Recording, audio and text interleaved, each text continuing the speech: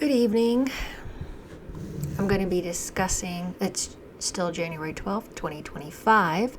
I'm going to be discussing something that I've always found interesting and agree with a portion of it.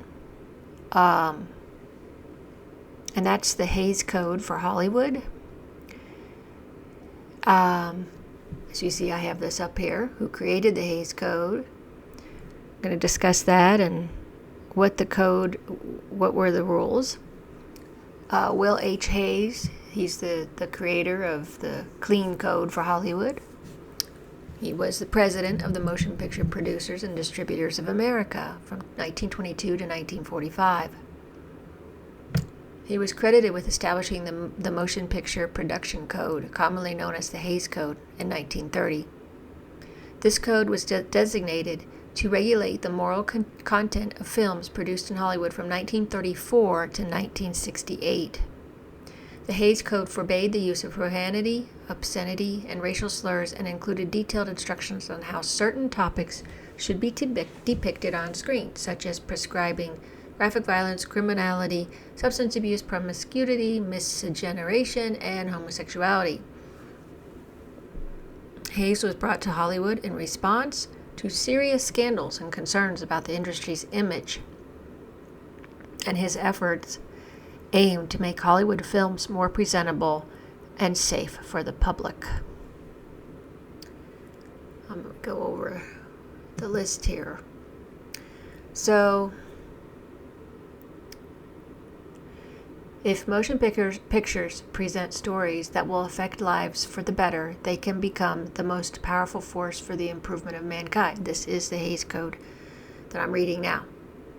A code to govern the making of talking, synchronized, and silent motion pictures, formulated and formally adopted by the Association of Motion Picture Producers, Inc., and the Motion Picture Producers and Distributors of America, Inc., in March 1930. Motion picture producers recognize the high trust and confidence which have been placed in them by the people of the world and which have made motion pictures a universal form of entertainment. They recognize their responsibility to the public because of this trust and because entertainment and art are important influences in the life of a nation, and this is very true. See, I agree with that. Hence, though, regarding motion pictures, primarily as entertainment without any explicit purpose of teaching or propaganda, they note that the motion picture within its own field of entertainment may be directly responsible for spiritual or moral progress, for higher types of social life, and for much correct thinking. Now, people will read that and say, correct thinking? That sounds like censorship. And people who are quite liberal did find this a type of censorship. But in my view, it was just good, moral, clean, nice a way to go about for the movies, because I grew up watching a lot of classics, and a lot of those movies from the late 30s, 40s, 50s, especially especially the 40s, and so had quite clever scripts that were so brilliant.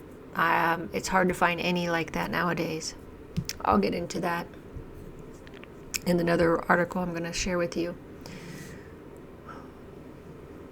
During the rapid transition from silent to talking pictures, they have realized the necessity and the opportunity of subscribing to a code to govern the production of talking pictures and of acknowledging this responsibility.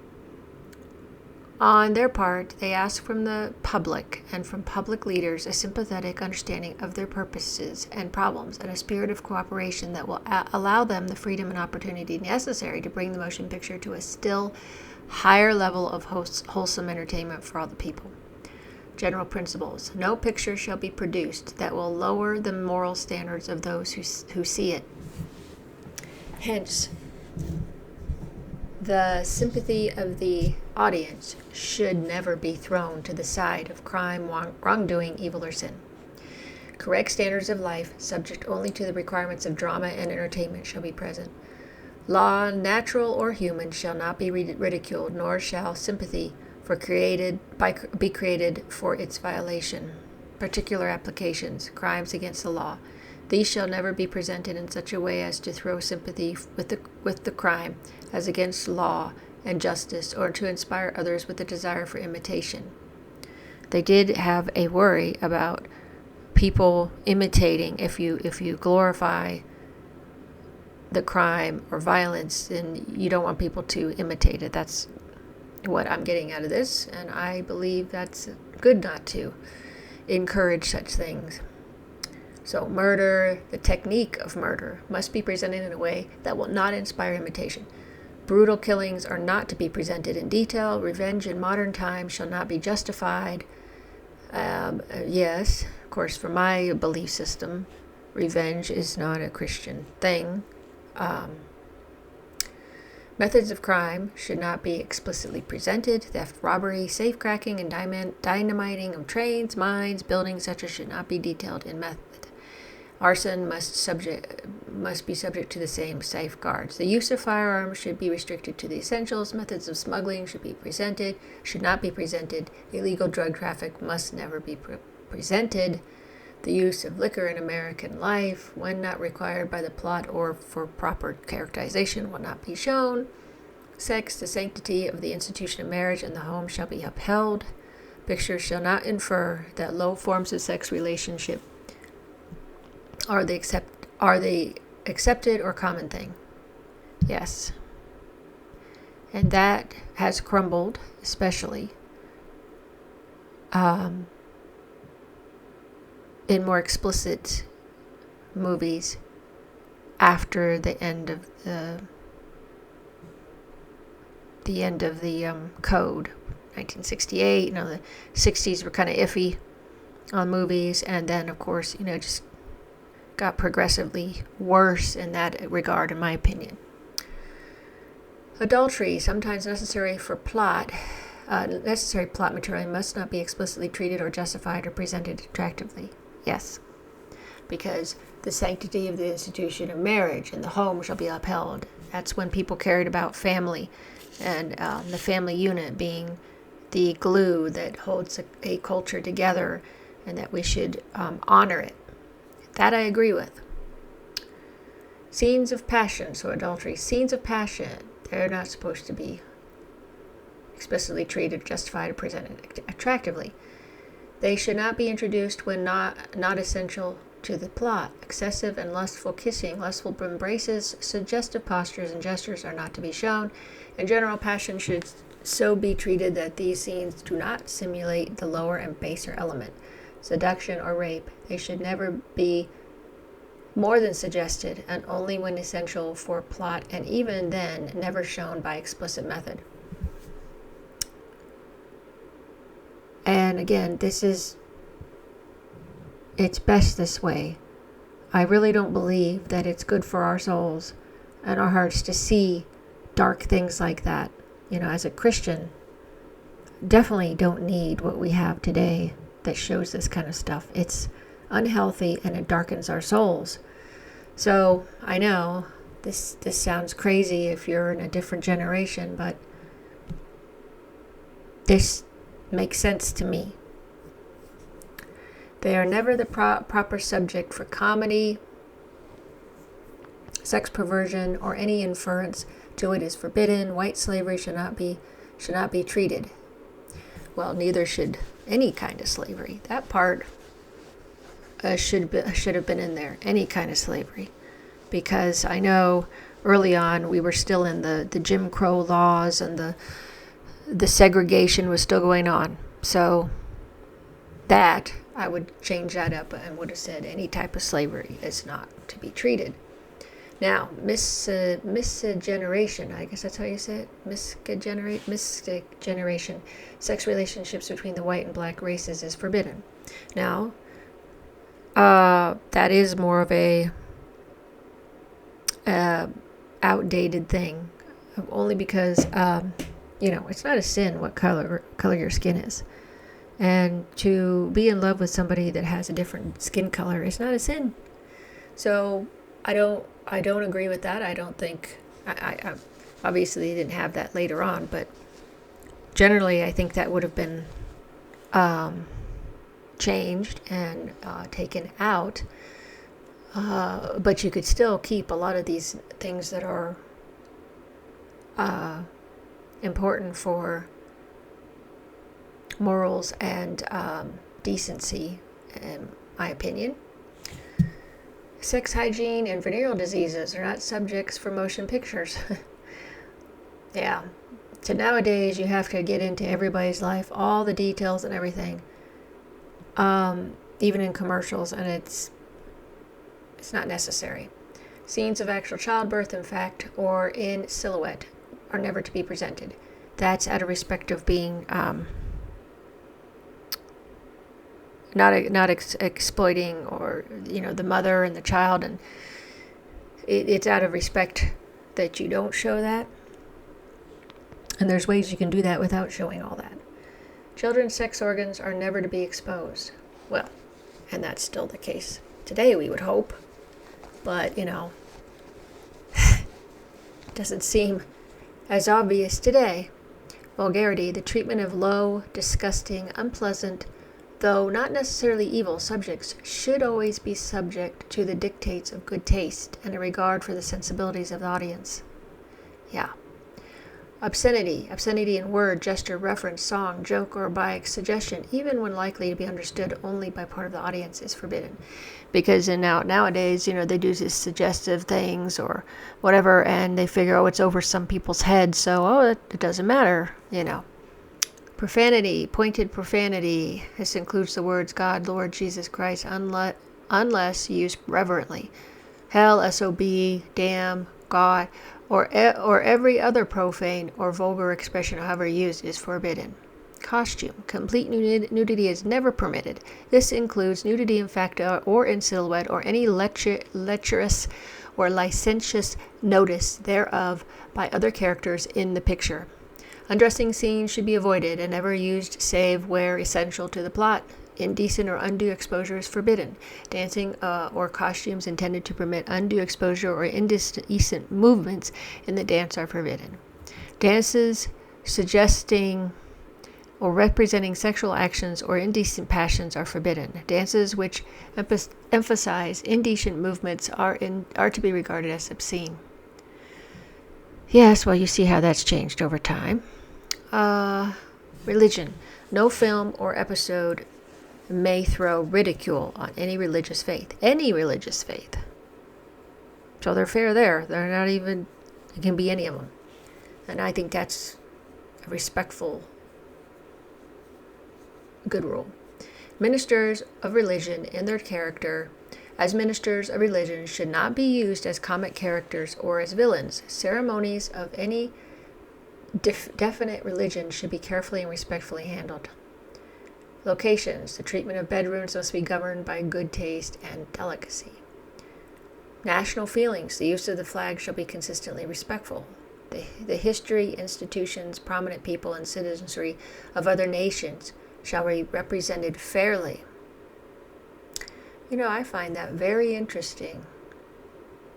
The history, institutions, prominent people, and citizenry of other nations shall be represented fairly, because our imperialistic perspective of people in our government and in power don't really tend to care about other countries, people's customs, their institutions, their history, and they could be somewhat ignorant on it or arrogant, one of the two. Salacious, indecent, or obscene titles shall not be used. Repellent subjects. The following subjects must be treated within the careful limits of good taste. Actual hangings or electrocutions as legal punishments for crime, third-degree methods, brutality and possible gruesomeness, branding of people or animals, apparent cruelty to children or animals, the sale of women or women selling for virtue, surgical operations. Well, of course, to me all that's common sense.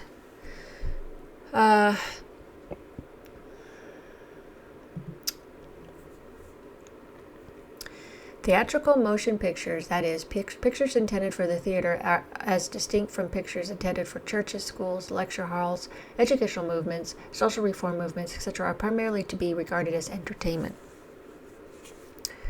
Mankind has always recognized the importance of entertainment and its value in rebuilding the bodies and souls of human beings.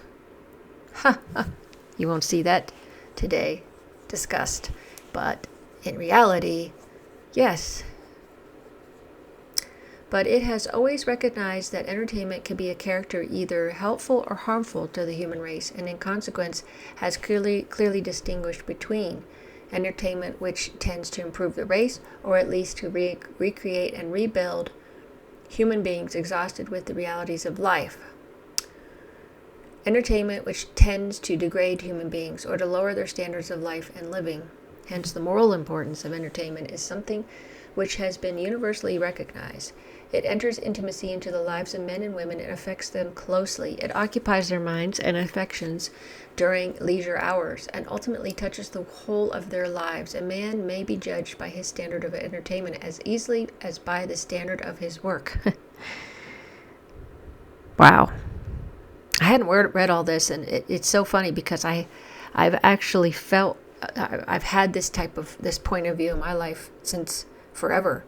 You know, even in my teens and 20s, I was always for a cleaner, for this kind of stuff. I'm not saying you all have that view, but I certainly do. So correct entertainment raises the whole standard of a nation. Exactly.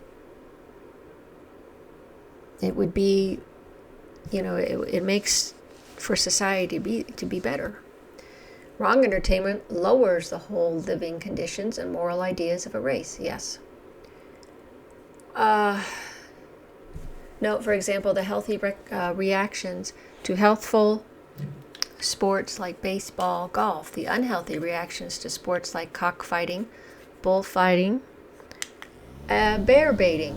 Yeah, that makes sense as well. Again, I think that makes sense. Note, too, the effect on ancient nations of gladiatorial combats, the obscene plays of Roman times. Motion pictures are very important as art. Though a new art, possibly a combination art, it has the same object as the other arts. The presentation of human thought, emotion, and experiences in terms of an appeal to the soul through the senses. Wow. That is so true. Everything you take in and it goes to the eyes are the part of your soul. The eyes are to the soul. So you see how that makes sense, that all of these things that you take in through your senses is going to affect what you see, hear, especially those two things. Here, as in entertainment, art enters intimately into the lives of human beings. Art could be morally good, lifting men to higher levels. This has been done through good music, great painting, authentic fiction, poetry, drama. Art can be morally evil in its effects. This is the case clearly enough with unclean art, indecent books, suggestive drama. The effect of the lives of men and women are obvious. Anyway, they go on about all these things. Hopefully I'm not boring you with all this, but I want to get to another portion. But it goes on. It's a pretty long piece. If you want to read it, I will put the link in below my video. Okay, so The Hays Code was enforced until the 1960s, when it began to be challenged by filmmakers who wanted to push the boundaries of what was considered acceptable. The code was eventually replaced by a rating system in 1968, which allowed films to be classified according to their content. I want to go into one other article which talks about what happened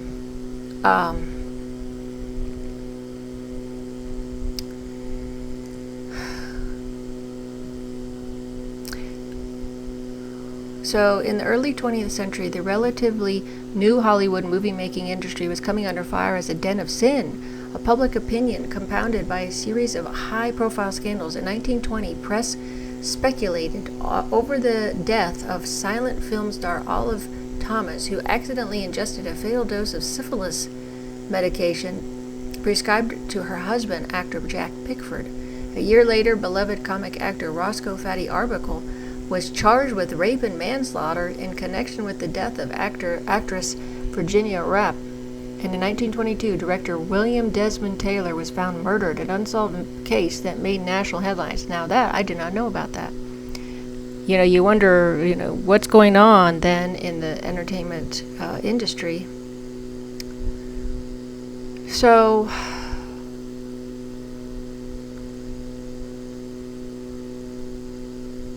to the boys and girls of the land, these mock heroes and heroines have been pictured and painted for box office purposes as the living symbols of all the virtues. Privately, they have lived and are still living lives of wild debauchery. So that's kind of a, yeah. We had a 1922 anonymously published pamphlet titled The Sins of Hollywood, which sought to expose the wild partying ways happening behind the scenes. So, this one is very much the opposite. Okay, so they have a view is different than mine. So they consider it as censorship boards, and that people were censored, and they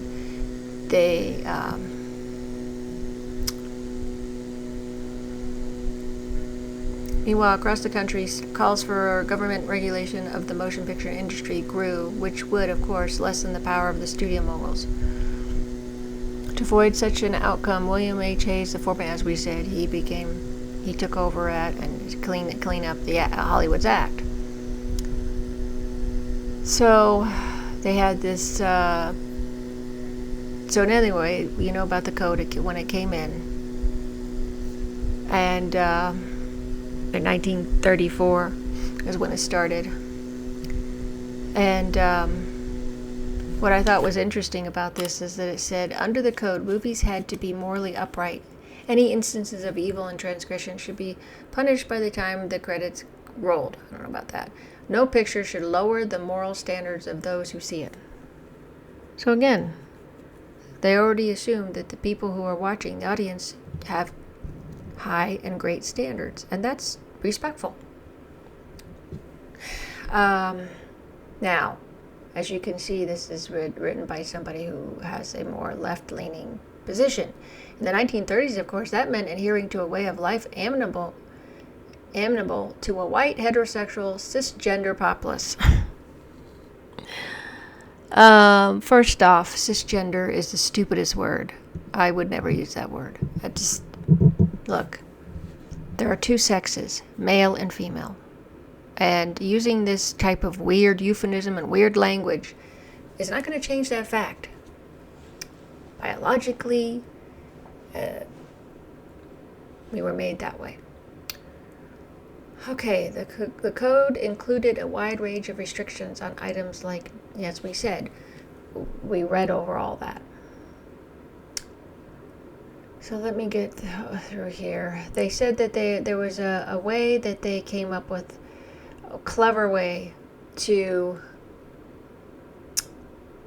do the movies then, to do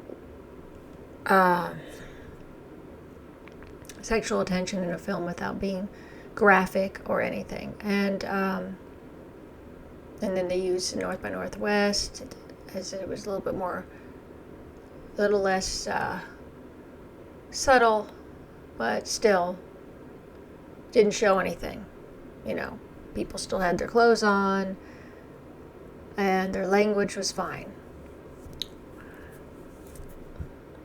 So, and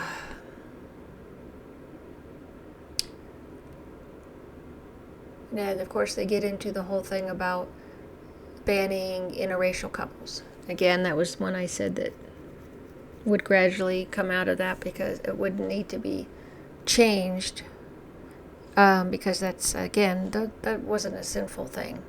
So there wasn't any deal on that. Of course, this is all my belief system.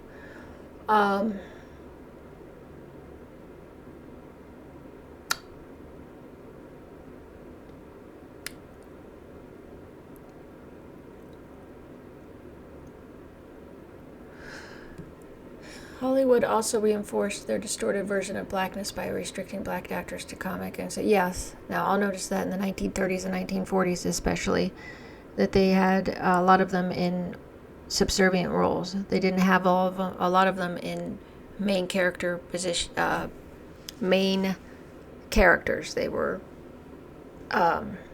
subservient or, lesser. So I agree with that needed to change. He had Sidney Poitier, though. He was a pretty amazing actor. And if you've ever seen Lilies of the Field, it's a great movie.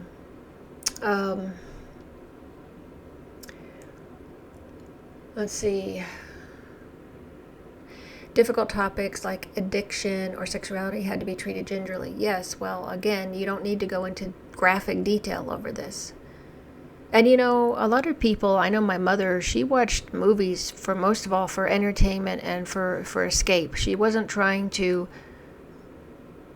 she didn't want to see a lot of movies that reflected reality. I mean, yes, we had some movies later, like The Great Escape. That is a wonderful movie, okay? And the reason why I say that movie was really brilliant and excellent was the script was good. It was based on a true story. The language wasn't bad. There wasn't a whole bunch of bad language. There wasn't graphic violence. You would get the idea of what's going on without seeing it. Like the 50 men that were shot. You heard it, but you didn't see it. The ones that did get shot, there wasn't blood pouring out. There wasn't, terrible people getting blown up or shot up. That's what I'm talking about. It was just done with so well then. And today's movies, to me, I don't watch most of them. I barely see movies because there's barely anything worth seeing these days. Anyway.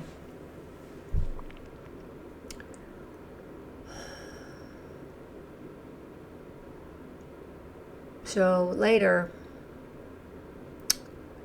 as we said, they came up with the rating system. Now, when I was growing up, the PG movies would be considered PG-13 today. And I know they had to come up with that because they kept pushing the boundaries on a lot of things.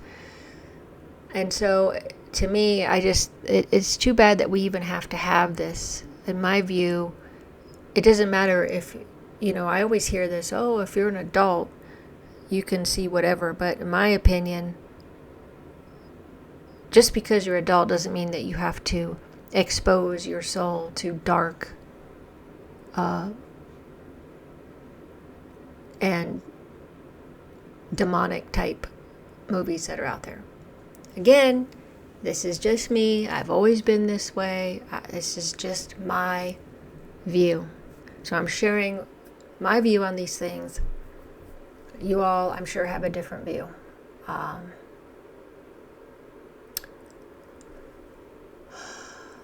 it's interesting that they say at the end, while it was absolutely an exercise in self-censorship for economic reasons, how about because we should all be trying to be better people and to cleanse our souls and to be better. Anyway, it nevertheless yielded, albeit unintentionally, some of our greatest cinema. I don't know if that's unintentionally because they cleverly came up with scripts that were amazing. Arsenic and Old Lace, Father Goose, a lot of the Cary Grant movies, wonderful scripts. Then you had all the great musicals. I'm a big Gene Kelly fan. Then you had all the classics like The Sound of Music, The Great Escape. Again, in The Sound of Music, they show things of history, but they don't have to do it in such a way that you have to watch gore, horrible things. And let's not get into the horror movies that came about after this code. Terrible. And I consider them demonic. I really don't see why anybody would find that entertaining. But again, this is me, and that's how I am. So anyway, I'll just give you, when I was in my late teens, between 17 and 20, there were some men that used to call me Miss Straight Lace. So that'd give you an idea. I was quite like that then. But in any case, I've always been that way. It's just part of me. It's just part of who I am. In any case, I wanted to share that with you. I'll get into something else after this regarding kids' movies and things that I would like to talk about as well. But I will get into that another time because this thing has gone on a half hour. So I've got to wrap it up. Thanks for watching. Please don't take anything I say as if it's horrible, but this is just me. This is my opinion. I'm sure you don't agree. A lot of people don't agree with me, but it's me. And I wanted to share my thoughts on that. Thank you for watching. Please follow my channel. Like my videos. Get me out there for algorithms. And share my videos. Share my channel. I hope you have a great evening. Till next time.